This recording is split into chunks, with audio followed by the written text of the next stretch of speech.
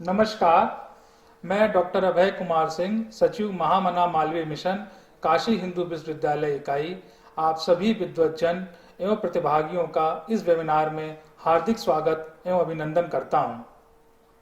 इस वेबिनार के प्रथम सत्र का शीर्षक है महामना का जीवन दर्शन एवं धर्म। इसी कड़ी में हमारे प्रथम वक्ता हैं माननीय प्रोफेसर हृदय रंजन शर्मा जी।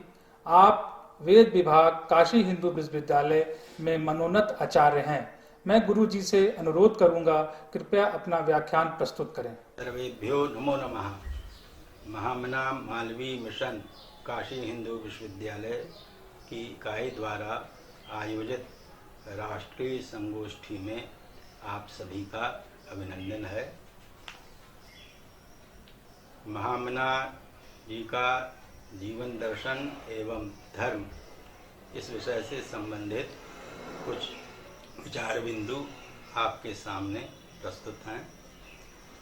महामना जी का संपूर्ण जीवन वेदादि शास्त्रों की परंपरा तथा भारतीय संस्कृति के प्रतिमान के रूप में प्रतिष्ठित है। महामना जी का जीवन दर्शन वेदादि शास्त्रों में प्रमुख रूप से जो अद्वैत का सिद्धांत है उस पर आधारित है। इस सिद्धांत के सर्वस्व स्वरूप को हम ईशावास्योपनिषद के मंत्रों में देखते हैं। यथा ईशावास्यमिदं सर्वं यत्किंच जगत्यान् जगत् तेन त्यक्तेन भुञ्जीथाः मा गृधः कस्यचित् धनम्। अर्थात ये सारा संसार, सारी सृष्टि ईश परमेश्वर के तेजो रूप अंश से परिपूर्ण है और जो भी हमारा कर्तव्य रूप कर्म है उसे हम अहंता और ममता की भावना से रहित होकर करें। यही हमारा सबसे बड़ा कर्तव्य है। अहंता का मतलब होता है कर्तृत्व भावना और ममता का है यह मेरा है और स्वामित्व की भावना। तो मैं इसका करता हूँ या यह मेरा सब कुछ है, इस भावना से रहित होकर जो कार्य किया जाए वह परम परमेश्वर को समर्पित होता है। पुनश्च एक दूसरा मंत्र है कुर्वन्नेवेह कर्माणि जिजीविषेत् शतं समाः एवं त्वयि नान्यथेतोऽस्ति न कर्म लिप्यते नरे। अर्थात मनुष्य को वेद विहित जो भी उपाय हैं उनको कर्तव्य रूप कर्म के रूप में स्वीकार करते हुए अपनी समृद्धि के प्रति विचार करना चाहिए और वह कर्तव्य रूप कर्म ही हमारा धर्म है, यह हमें मानना चाहिए। वस्तुतः धर्म का मतलब होता है धारणा धर्म। जब वेद विहित जो उपाय हैं उनमें जो सार तत्व है उसके अनुसार हम सदाचार का आचरण करते हैं तो हम स्वयं को सुख शांति रूप समृद्धि से जोड़ते हैं और पूरे विश्व को सुख शांति और समृद्धि के साथ समुन्नत करते हैं। यह भावना सर्वांगीण व्यक्तित्व विकास की भावना पर आधारित है और इसके लिए महामना जी ने ये जरूरी समझा कि हमारा जो भी कुछ ज्ञान विज्ञान का क्रम है वह हमारे व्यक्तित्व विकास के साथ जुड़े तो एक संपूर्ण सर्वांगीण व्यक्तित्व की रचना होती है। इसी को ध्यान में रखकर महामना जी ने काशी हिंदू विश्वविद्यालय की स्थापना की और आधुनिक विज्ञान के साथ प्राचीन विज्ञान का जो समन्वय है उसके लिए सबसे पहले जहाँ इंजीनियरिंग कॉलेज की स्थापना की वहीं संस्कृत कॉलेज की स्थापना उन्होंने प्रारंभ में ही कर दी थी। इस प्रकार से जहाँ ज्ञान और विज्ञान की शिक्षा दीक्षा का क्रम संपन्न होता है उसी के साथ व्यक्ति केवल शिक्षा तक ही सीमित न हो, उसका संपूर्ण व्यक्तित्व विकास हो, इसके लिए महामना जी ने जो हमारा व्यक्तित्व है, व्यक्तित्व से मतलब होता है हमारा शरीर, हमारी इंद्रियां, हमारा मन, बुद्धि आदि, जो भी हमारा अंतः और बाह्य रूप स्वरूप है वो संपूर्ण रूप में विकसित हो, तेजोमय हो, ऊर्जामय हो। इसके लिए महामना जी ने गीता प्रवचन और जितने उपनिषद आदि हैं उनका प्रवचन विधिवत काशी हिंदू विश्वविद्यालय में प्रवर्तित किया। और यह जो प्रवर्तन है यह वहाँ के सभी अध्यापकों के लिए, छात्रों के लिए और अन्य सभी समस्त लोगों के लिए बड़ा ही उपादेय सिद्ध हुआ है। और इसके साथ ही एक सबसे महत्वपूर्ण बात है, महामना यह जो सम्मान रूप उपाधि है वह केवल मालवीय जी महाराज को ही प्रदान की गई है। यह महामना उपाधि जो है वह हमारे प्राचीन तत्ववेत्ता ऋषि मुनियों के लिए प्रयुक्त हुई है। महामना का अर्थ होता है महत् गंभीरम मनो यस्य, अर्थात जिसका मन अत्यंत गहराई के साथ किसी भी वस्तु को या स्थिति को देखने में समर्थ हो।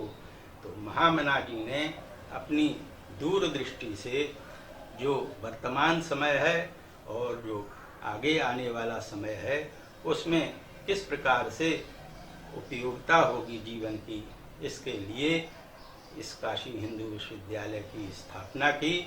और इस काशी हिंदू विश्वविद्यालय का जो प्रतीक चिन्ह है उसमें विद्ययामृतमश्नुते ये सिद्धांत वाक्य लिखा हुआ है।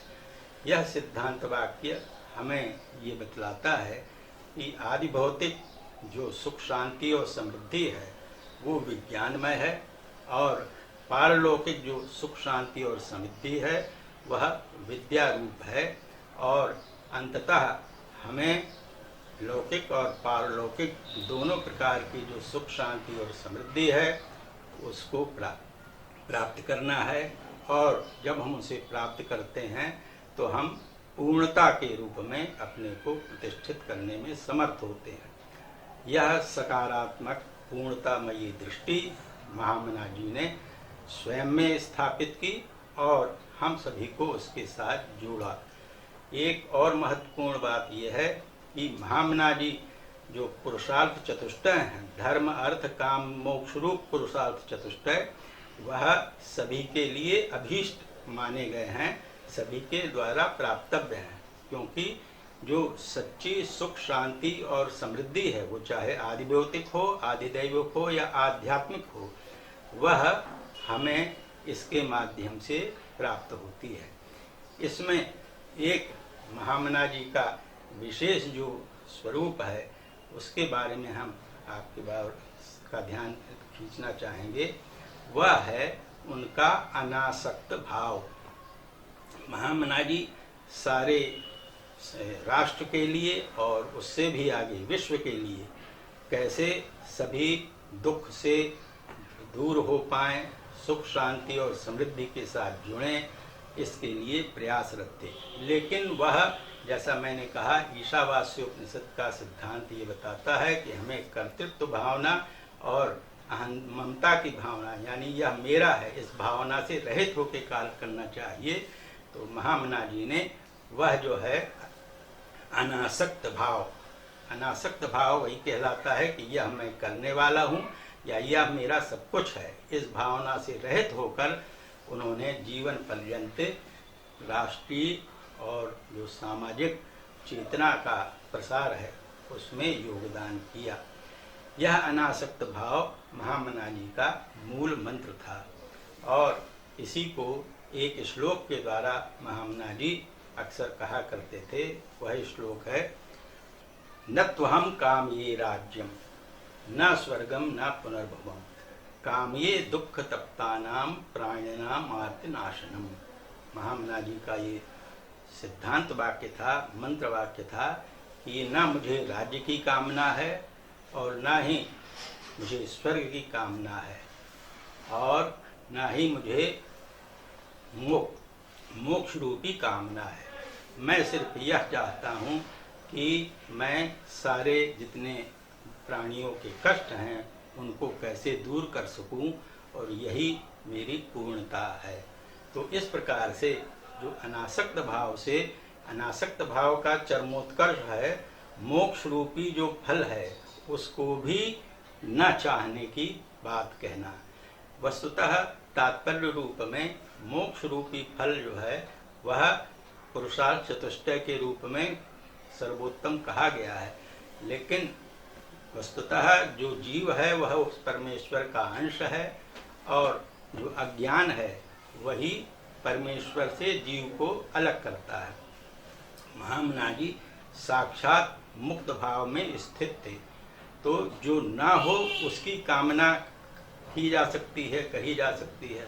महामना जी स्वयं में मुक्त थे, और मुक्त होने के बाद भी एक बड़ा परम सिद्धांत है कि जो मुक्त हो गया उस वह क्या कुछ कार्य करता है या नहीं, इसके बारे में कहा गया है कि मुक्तः अन्यान विमोचयेत्। जो मुक्त है, जो पूर्ण है, उसका ये कर्तव्य बनता है कि वह जो अन्य पीड़ित प्राणी हैं उनको भी मुक्त करे, यानी सच्ची सुख शांति और समृद्धि के साथ जोड़े।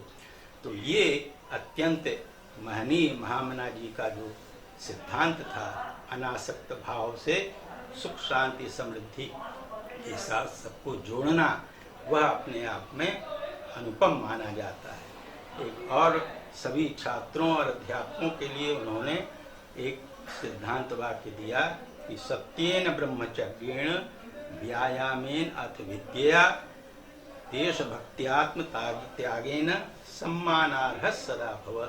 इसमें महामना जी ये उपदेश करते हैं कि सत्य भाव से और ब्रह्मचर्य, ब्रह्मचर्य का भाव का मतलब है अनुशासित संयमित जीवन तथा ज्ञान विज्ञान की शिक्षा प्राप्त करना।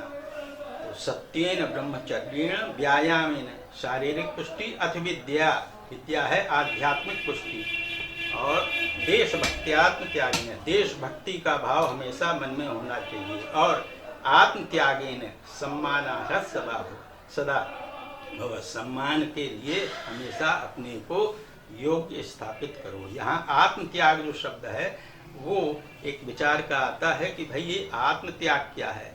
तो इसका समाधान गीता में हमें भगवान श्री कृष्ण ने 18 अध्याय में दिया।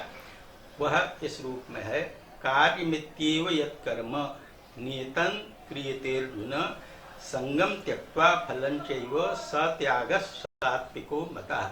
अर्थात सात्विक त्याग वह है कि जिसका जो कर्तव्य रूप कर्म है वह मन, वाणी और कर्म के द्वारा विधिवत संपन्न करे। तो यह वस्तुतः त्याग है। त्याग का मतलब यहाँ ठीक तात्पर्य ठीक विपरीत है, यानी हम किसी चीज को अपने से अलग करें, यह त्याग सामान्य रूप में जाना जाता है। लेकिन यहाँ त्याग का अर्थ है कर्तव्य रूप कर्म को, संविधान सम्मत जो कर्तव्य रूप कर्म है, आधुनिक संदर्भ में हम ऐसा इसको कह सकेंगे कि संविधान सम्मत कर्तव्य रूप कर्म जिसका जो कर्म है वो यदि विधिवत कर रहा है तो वह वस्तुतः त्याग कर रहा है, और यही वस्तुतः आत्म त्याग का तात्पर्य है। तो इस प्रकार से अपने कर्तव्य रूप कर्म के साथ प्रत्येक व्यक्ति जुड़कर पुरुषार्थ चतुष्टय रूप जो सुख समृद्धि और शांति है उसे प्राप्त करने में समर्थ होता है।